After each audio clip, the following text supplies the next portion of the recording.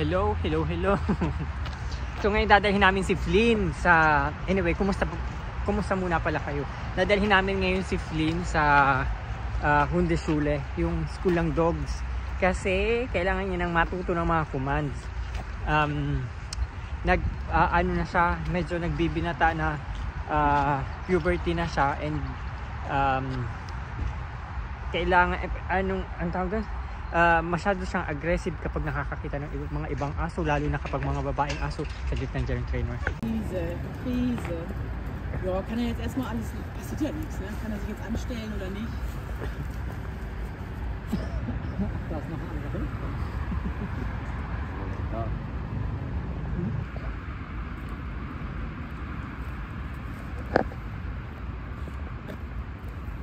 Geh mal wieder ran, genau. Und jetzt kannst du gerne mal auf ins Geschirr greifen und gehen. So natapos na yung first session niya. Naputo yung yung pagbablog ko kasi dumating yung instructor, yung tutor ni Flynn. Anong tawag doon? Saglit na. Yun dinalangan namin siya sa school, dog school, kasi kailangan niya nang matuto makipag-socialize sa mga dogs. Hindi lang sa dog school, hindi sa ibang mga tao rin.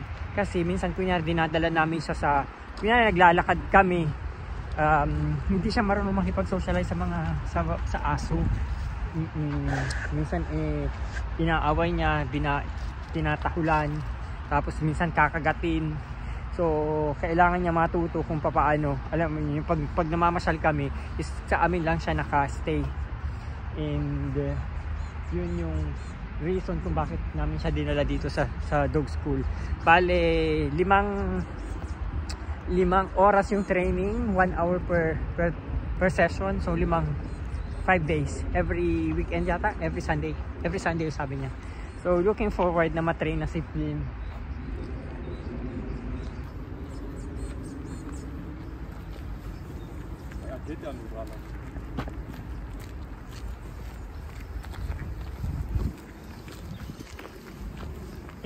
Ito school, dog school din siguro to. Ang dami pala ditong dog school. Also ich hab eine Halsdings, aber die ist halt, ja. Oh mein Gott. Was ist das?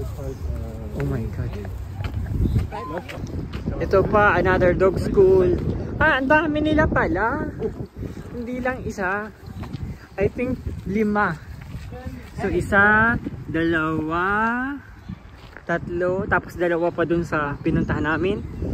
Oh, madami pala. Tapos madami din yung mga nagtitraining. So, where are we going? Which way? Which direction? This one? Ich dachte, es wäre jetzt nur eine Straße. Naliligaw po Da kami. zeigt jetzt nicht, ob man da hoch kann. Hindi namin alam kung saang direction kami pupunta.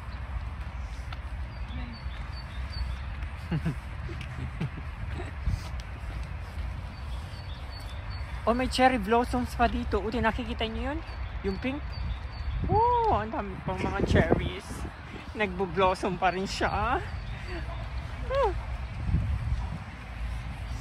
Natutuwa ako kasi yung mga pinapanood ko sa YouTube video na yung mga nagtitrain ng mga aso, parang live ko na siya nakikita. Sana matuto ko agad siya ng mabilis para hindi magastos. Anyway, pabalik na kami ng bahay. Paiinumin muna daw si Flynn kasi nauuhaw na.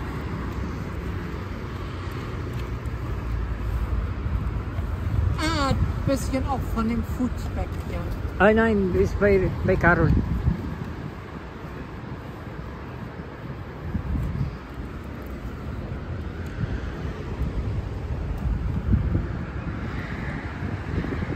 Das reicht. Er hat Durchfall. Durchfall gehabt. Hat er. Ich weiß nicht, ob wegen dem Leckerli oder keine Ahnung. Was ist das für eine Fleischsorte? 3 verschiedene sind das. Sind die Rind? Es gibt ja nur noch geflügelt. Ja? Das ist besser, wenn man immer bei einer Sorte bleibt. Ach so. Deswegen schön auch nur noch geflügelt. Leckerlis und Dosen und Essen und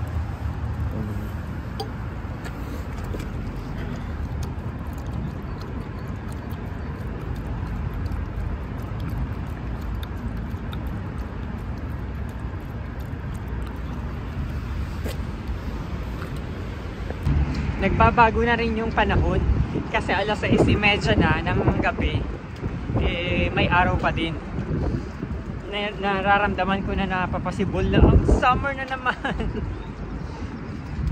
Wait, actually yun, siguro mga 1 week more and then makikita mo na yung mga halaman or mga kahoy na meron na siyang mga leaves, may mga dahon na.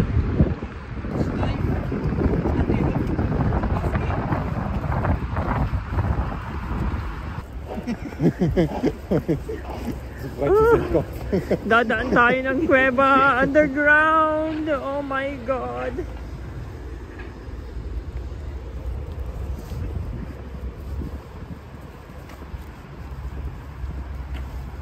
Hintay lang kami ng bus, pauwi na kami ng bahay.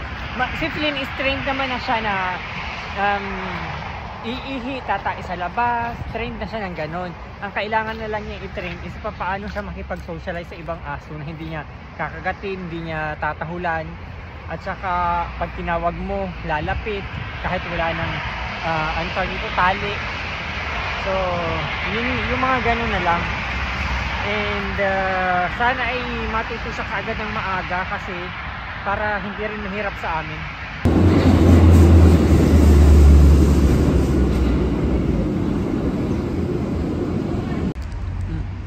Pauwi na kami ng bahay.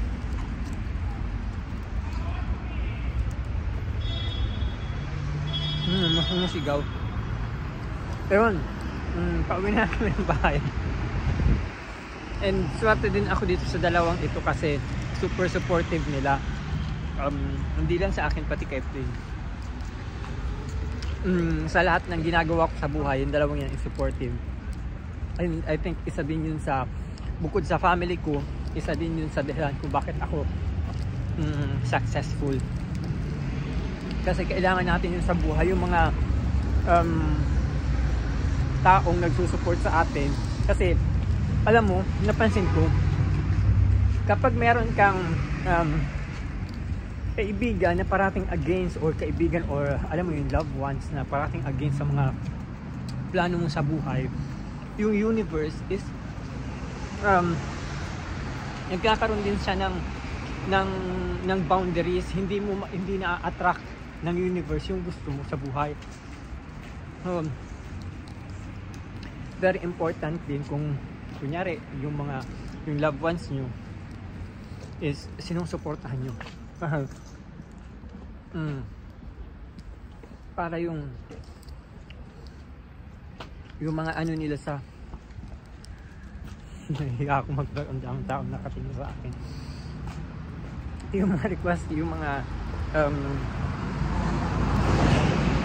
request nyo sa universe na wala tuloy ako kasi ang daming tumitingin.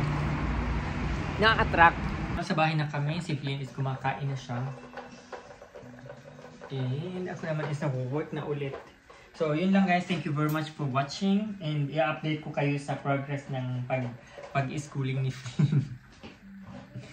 And yeah, I hope na enjoy niyo yung vlog namin for today. And I will see you again on my next vlog. Bye!